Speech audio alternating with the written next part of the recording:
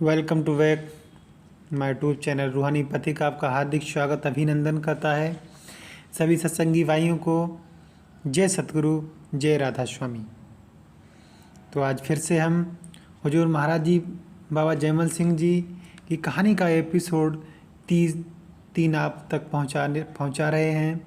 तो आप हमारे साथ बने रहें, एपिसोड को पूरा देखें, ज़्यादा से ज़्यादा शेयर करें और चैनल को सब्सक्राइब करें। बाबा जयमल सिंह जी वहाँ पहुँचे। उस समय स्वामी जी महाराज सत्संग में विराजमान थे। बाबा जी ने जाकर चरणों में मस्तक नवाया। आपको देखकर स्वामी जी महाराज बड़े प्रसन्न हुए और मुस्कुराकर बोले, हमारा पुराना मेली आ गया है। बाबा जी हैरान थे कि मैंने तो इन्हें पहले कभी देखा नहीं, पुरानी मुलाकात कैसी। आप सत्संग में बैठ गए। स्वामी जी महाराज ने श्री गुरु ग्रंथ साहिब में से शब्द लिया और व्याख्या शुरू कर दी। अपने सत्संग में स्वामी जी महाराज ने 5 नाम का भेद, आंतरिक मंजिलों का हाल, धुन शब्द आदि की इतनी स्पष्ट व्याख्या की कि एक ही सत्संग से बाबा जी को विश्वास हो गया कि जिन महापुरुष की उनको बरसों से तलाश थी वे पिता परमेश्वर की कृपा से आज मिल गए हैं। कई दिन तक बाबा जी लगातार सत्संग सुनते रहे। स्वामी जी महाराज की मोहक मूरत दिल में बस गई, परंतु अभी तक उनसे कोई ज़्यादा बातचीत नहीं की थी। एक विचार बाबा जी के मन में बार बार आता रहता है कि मैं सिख हूँ और ये मौने हैं। क्या मैं मौने को गुरु धारण करूँ? साथ ही उन्हें यह विश्वास हो चुका था कि इन जैसा पूर्ण महात्मा सारे भारत में ढूंढने पर भी नहीं मिलेगा, और जिस बहुमूल्य निधि की खोज में वे इतने वर्ष भटकते रहे हैं, वह स्वामी जी महाराज के सिवाय और किसी से प्राप्त नहीं होगी। इसी सोच विचार में कई दिन बीत गए। आखिर स्वामी जी महाराज ने खुद ही एक दिन कृपा पूर्वक बड़े प्यार के साथ आपसे पूछा, क्यों बेटा, अभी तक सिख और मौने के सवाल का फैसला तुम्हारे दिल ने किया या नहीं? इतना सुनना था कि बाबा जी की आंखों से प्रेम अश्रु की धारा उमड़ पड़ी।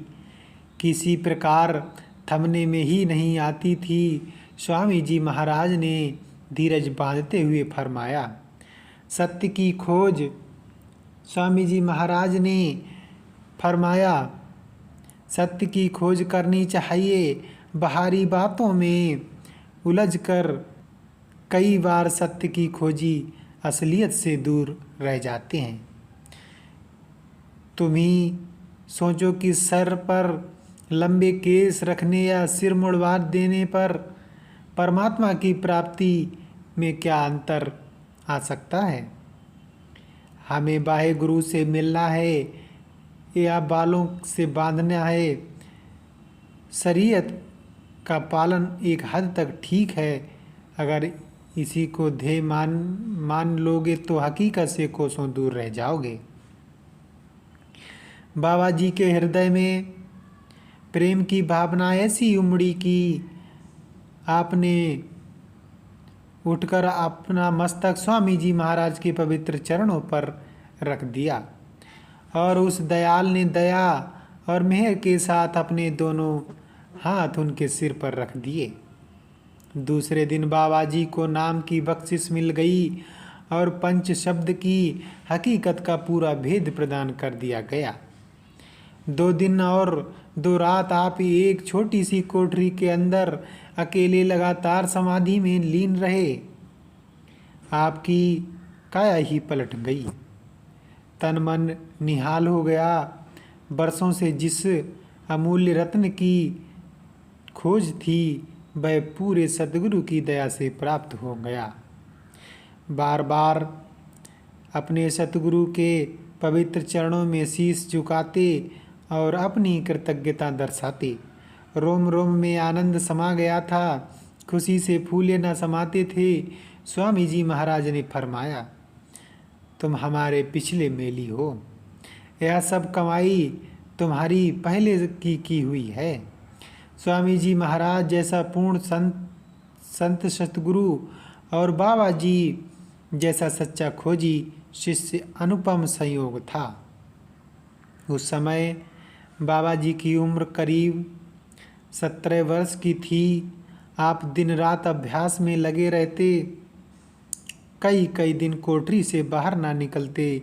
खाने पीने तक का ख्याल ना था, गुरु का दर्शन ही आहार था और यही जीवन का आधार बन गया था। सोने के लिए चारपाई की जगह फर्श को ही बिछौना बना लिया था। भजन सिमरन के सिवाय और किसी कार्य में रुचि ही ना थी। इन सब के फलस्वरूप दिन प्रतिदिन मालिक की भक्ति का रंग दिन दुगना व रात चौगुना बढ़ता गया। एक बार बाबा जी अभ्यास में बैठे और उनकी सूरत अंतर में चढ़ गई तथा एक दिन और एक रात चढ़ी रही। स्वामी जी महाराज उस तरफ आए। बाबा जी की वृत्ति में अंतर में लगी हुई थी। बाबा जी की वृत्ति अंतर में लगी हुई थी, इसलिए आप ना उठे और ना माथा टेका।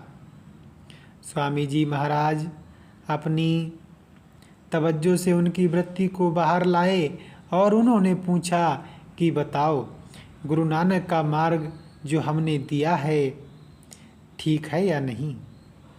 बाबा जी ने हाथ जोड़कर जवाब दिया कि हुजूर का बख्शा हुआ रास्ता तो बिल्कुल सही है। सूरत ऊंचे रूहानी मंडलों पर जाती है, लेकिन एक जगह कुछ रुकावट पेश आती है। स्वामी जी महाराज ने फरमाया, यह रुकावट साधारण है। यह अभ्यास तुम पहले कर चुके हो और इससे पहले हमारे साथ आ चुके हो। यह सब तुम्हारा पहले का किया हुआ है। इस पर बाबा जी ने पूछा कि हुजूर, इसका क्या सबूत है।